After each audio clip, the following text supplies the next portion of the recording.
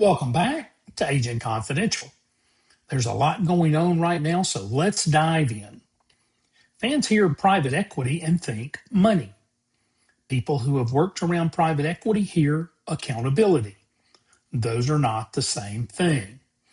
And over the last 24 hours, college football fans may have started seeing that difference in real time. The Utah situation is interesting, not because Utah is unique.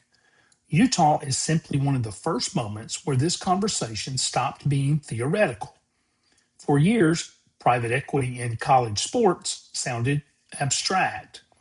Media rights, capital investment, commercial entities, revenue optimization, governance structures. That language doesn't feel real to most fans. Layoffs make it very real, very fast. Organizational restructuring feels real. Suddenly, fans are beginning to see what happens when institutional capital enters college athletics, and I think this is just the beginning. Today on X, I got some pushback after talking about private equity and accountability. One gentleman mentioned veterinary clinics in his area being bought by venture capital, making it more expensive to take animals to the vet.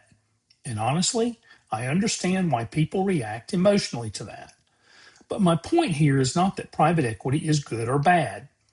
My point is that when institutional capital enters any business, expectations change. Money changed hands. Investments were made. Returns are expected. That's how capital works, whether it's private equity, venture capital, or the investments sitting in our retirement accounts. My role here is not to take sides. It's to use my experience in business, including private equity, along with my knowledge of college athletics, to help explain what's happening in a way that makes sense to normal fans. Because the economics of college football are changing rapidly, and most of the fans are now seeing those changes become visible in real time. One of the mistakes people make in this conversation is acting like college football suddenly became a business. It's been a business for a very long time. Massive television contracts, coaching buyouts, facilities arms races, conference realignment, private jets, collectives, revenue sharing discussions. College football became professionally economically long before it admitted it publicly. The difference now is that the governance structures are trying to catch up to the economics. I said on WJOX the other day that this reminds me of an offensive tackle trying to cover a slot receiver in space. The economics moved too fast. The governance never caught up. And once the money gets this large, eventually institutional capital notices. This is not unique to sports. This happens in every major industry. Now, let me say something important here because social media always wants to turn everything into good guys and bad guys. Private equity is not automatically evil. Private equity is not automatically noble. Private equity is capital, and capital has expectations. The reason private equity changes organizations is not because PE firms wake up in the morning trying to destroy things. It's because institutional investors expect structure, measurement, efficiency, returns, and accountability. When institutional capital enters a business, eventually somebody starts asking the difficult questions. Why are we spending this much?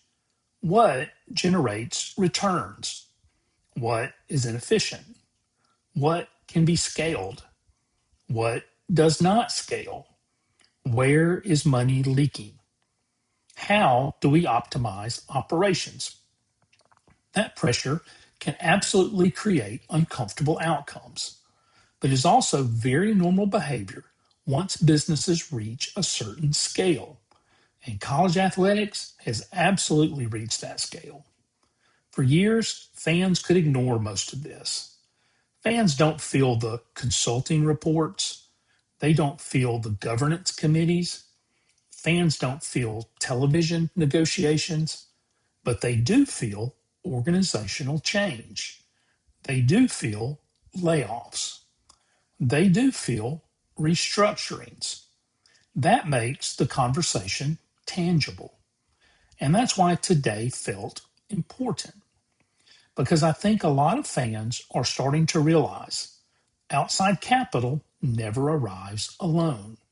It arrives with expectations. And this is where the emotional tension begins. College football has always been sold emotionally.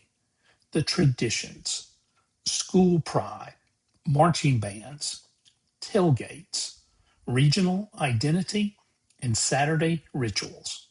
But financially, it is increasingly behaving like a major entertainment business. And now, those two realities are colliding in public. This is also why the federal government is starting to become more involved.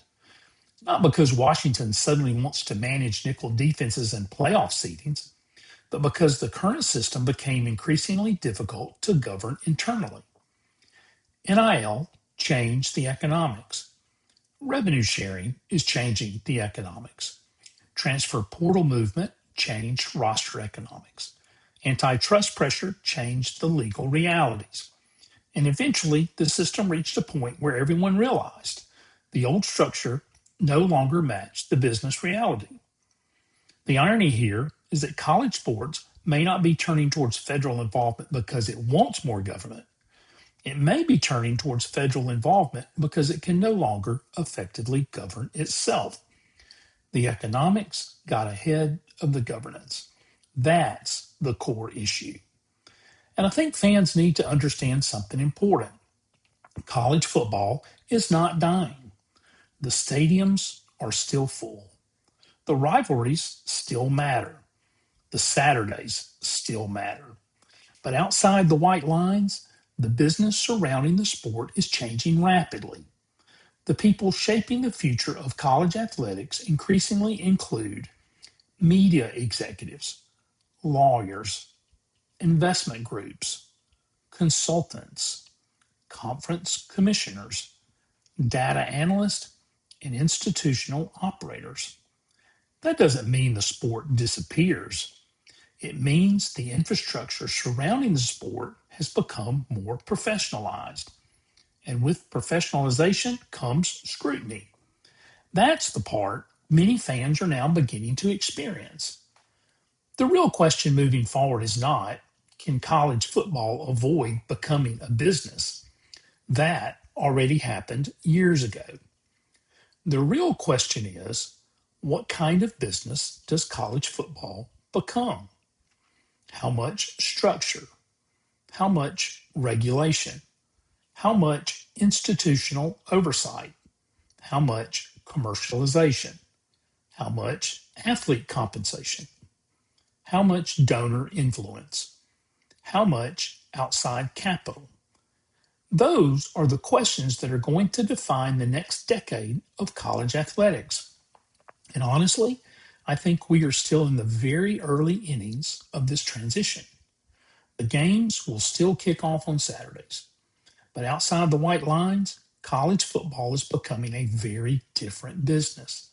And once institutional capital enters the room, the questions change too. Be sure to follow along on X at faux Jimmy Sexton, where these conversations continue daily as college football continues to evolve. The Audible version of Agent Confidential is now available as well. This has been Agent Confidential. See you next time.